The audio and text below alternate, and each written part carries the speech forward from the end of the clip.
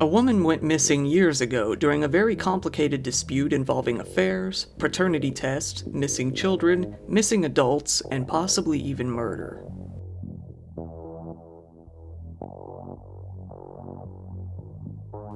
Ashley Morris Mullis was a 27-year-old mother of 3 young children back in 2013. She was living out in Muncie, Indiana in the Royerton area. Her friends often described her as the most beautiful person in the world. She was seen as kind, caring, and compassionate to all those around her. One friend even said that she left nothing but happiness wherever she went. She didn't seem to have a hard time at all making friends, and people warmed up to her easily. This could have ended badly for her, though.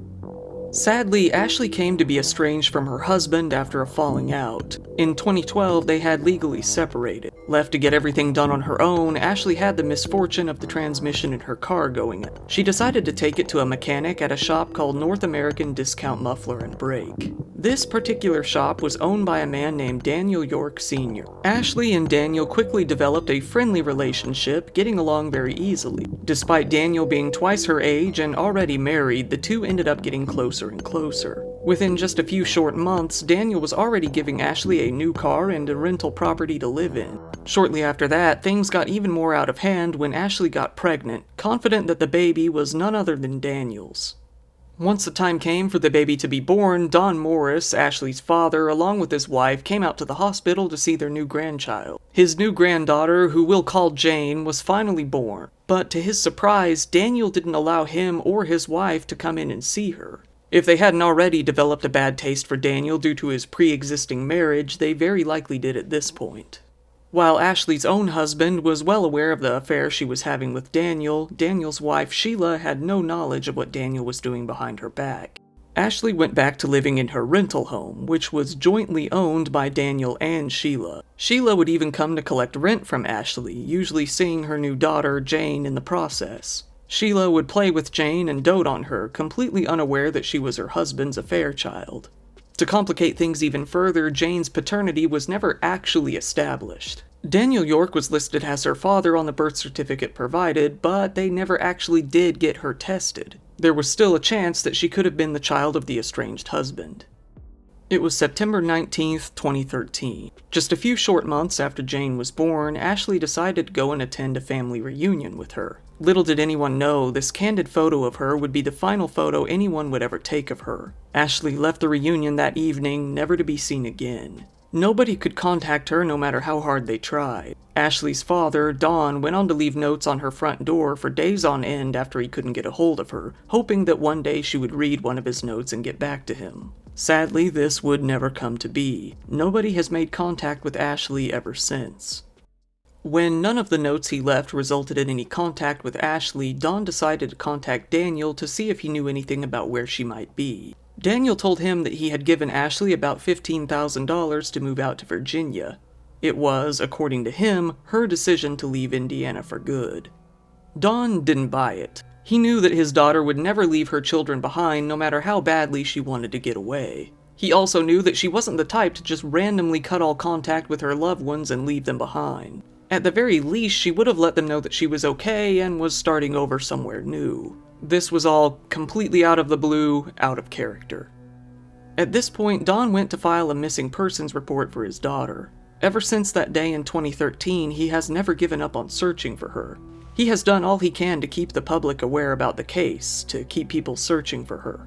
Much to Don's dismay, it was rumored that the sheriff was related to none other than Daniel York himself. This wasn't even the worst thing that Don came to discover. He also learned that Daniel had been a person of interest in a murder case that occurred just a few years prior. A woman named Heather Music had lost her life in a suspicious fire at a budget-inn motel in Munich in which the police suspected foul play. This was with Daniel being one of the main persons of interest. Nothing would happen until August of 2015, almost a whole 2 years after Ashley went missing. The police department said that her daughter, Jane, had been taken to Florida by Daniel and Sheila, despite Daniel never actually having proved that he was her biological father. The address they used, however, turned out to be the address of a UPS store out in Port Charlotte, Florida, not actually a home. Ashley's estranged husband came to file a paternity suit against Daniel, saying that the child was just as likely to be his. Ashley's parents piled on as well, filing a lawsuit against Daniel and Sheila, saying that they deserve visitation for their grandchild. After a while, it came to light that Sheila York had falsified records in order to prevent Ashley's parents and estranged husband from ever seeing Jane. The document she made states that, when it came to both the paternity suit and the lawsuit that Ashley's parents filed seeking visitation, a lawyer representing Daniel said that Daniel wasn't able to travel back to Indiana because he needed to have heart surgery. To add to the pile of scandals, it turned out that Daniel had actually died in the midst of the lawsuit on September 15th of 2015, according to some court documents. Afterwards, Sheila still stubbornly remained in Florida with Jane. Sheila had made sure that she kept the lawyer representing Daniel after he had died. Don and his wife's attorney, a man named John Quirk, brought up the fact that the ongoing paternity case was fraudulent, given that Daniel was actually dead at the time of some of the later proceedings, but his lawyer had continued on Sheila's behalf as if he were still alive. All the while, Ashley herself was still nowhere to be seen. This case really involves a lot of characters, a lot of moving parts, and a lot of controversies. While looking at news footage about Ashley's disappearance on YouTube, one of the videos only had one comment. One comment that really sums up the case up until this point. Confusing. I'm going to have to agree, Miss Moera. That was my initial thought going through all of this too.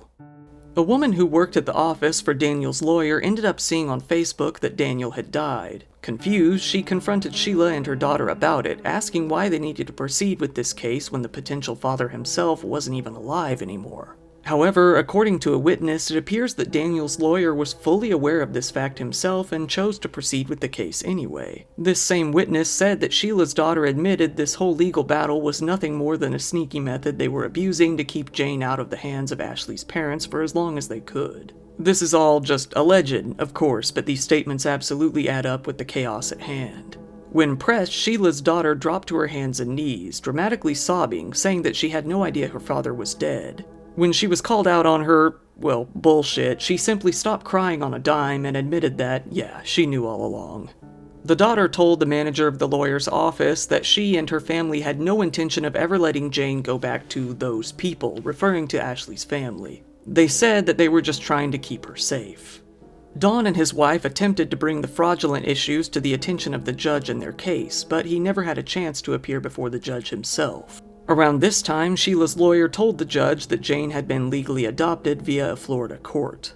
This was actually true on the surface. The deeper truth, though, was that Sheila York had lied and committed multiple acts of perjury while adopting Jane. She lied about her address, how long she had been living in Florida, and even said that Jane had no other known relatives.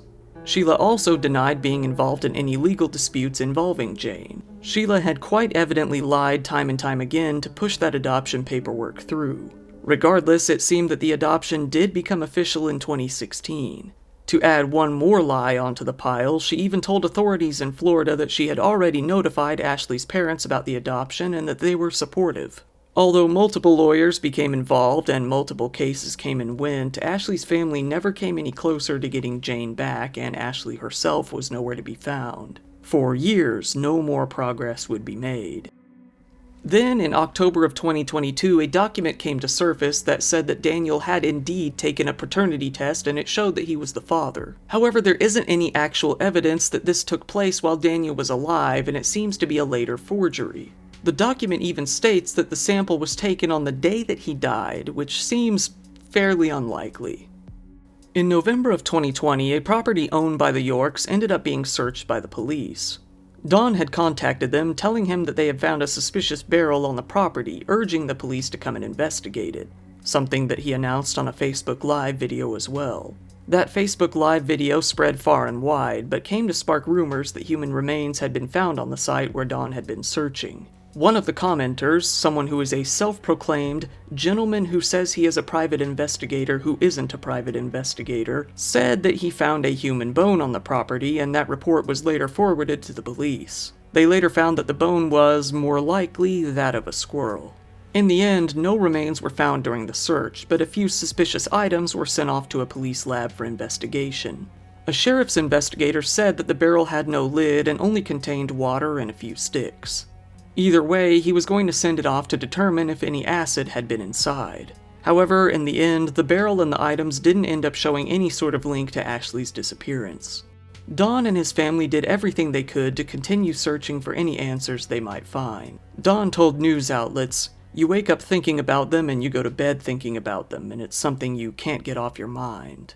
And then, finally, after all these years, detectives were able to arrest Sheila York, now a 60-year-old woman living in Asheville, North Carolina. When they arrested her, they nabbed her on charges of both kidnapping and obstruction of justice due to all of the fraudulent legal activity she had participated in. She hadn't been seen in a full 9 years by this point. When she was caught, she was thrown into jail out in North Carolina and was supposed to be held on a $100,000 bond before being transferred to Delaware County Court back home to face her charges. Jane was turned over to the custody of the Department of Social Services in North Carolina, still not going back to Don and his family. But then, everything hit the fan. Sheila was able to post bond while she was being held in North Carolina before she even got transferred.